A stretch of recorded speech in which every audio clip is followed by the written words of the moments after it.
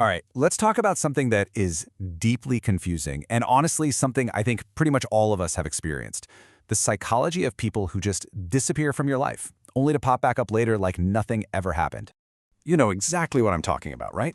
1 minute, everything's great. The conversation's flowing, you're really connecting, and then just poof, radio silence. They're just gone from your inbox. And then just when you've kind of accepted it, maybe even started to write them off, bang, there they are. Back in your texts with a casual hey, sometimes weeks or even months later. But the part that really throws you for a loop is the complete lack of explanation. There's no apology, no, hey, sorry I've been MIA, nothing. Not a single word to acknowledge the giant gap of silence they just created. It's like they just picked the conversation up right where it left off. And you're left there thinking, wait, did I imagine that? Did that whole silent period even happen? It is so disorienting. So yeah, this whole thing feels so confusing because you're getting two totally opposite messages at once.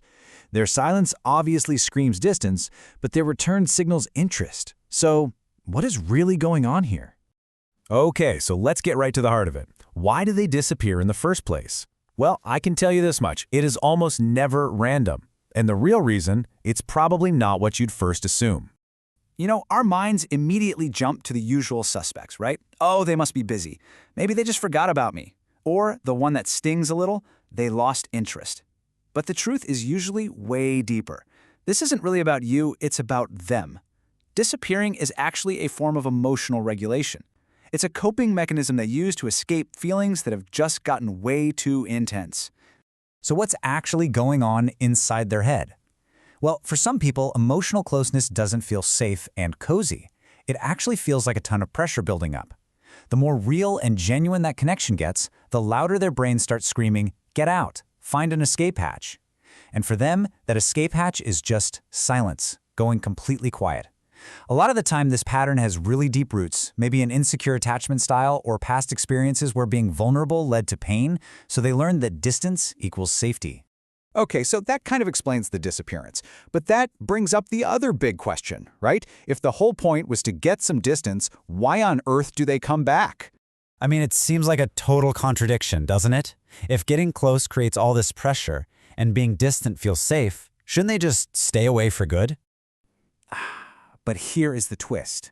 While putting up that wall solves one problem, that feeling of intensity, it creates a brand new one, the discomfort of disconnection. See, at the end of the day, we are all wired for connection, and complete isolation, that doesn't feel good to anyone either. So their return usually follows this simple, two-step mental process. First, enough time and space passes that the feeling of being overwhelmed finally fades. The pressure's off. Then, second, once that intensity is gone, the idea of the relationship starts to feel manageable and safe again, and that's when they reach out to pick things back up.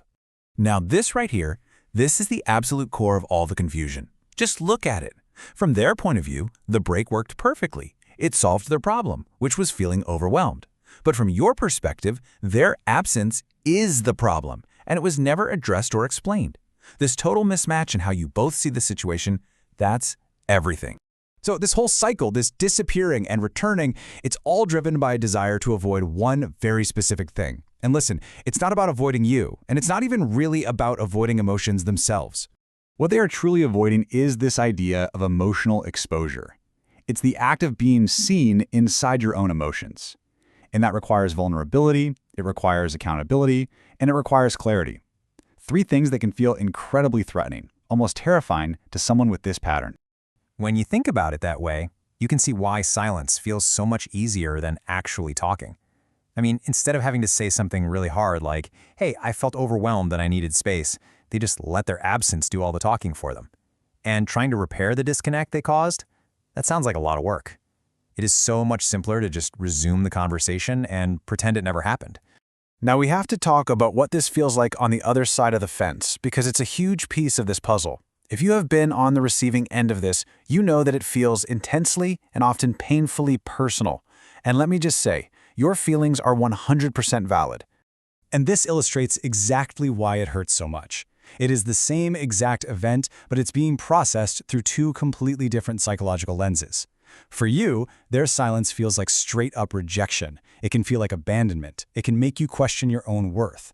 But for them, the action was all about their own internal overwhelm. And for them, creating that distance brought a sense of relief. Two people, one event, two entirely separate realities. This is probably the most important takeaway from all of this. And I know it can be a really difficult one to internalize, but it's crucial. In most cases, their withdrawal had very, very little to do with you as a person. It had everything to do with their internal reaction to what emotional closeness activated inside of them.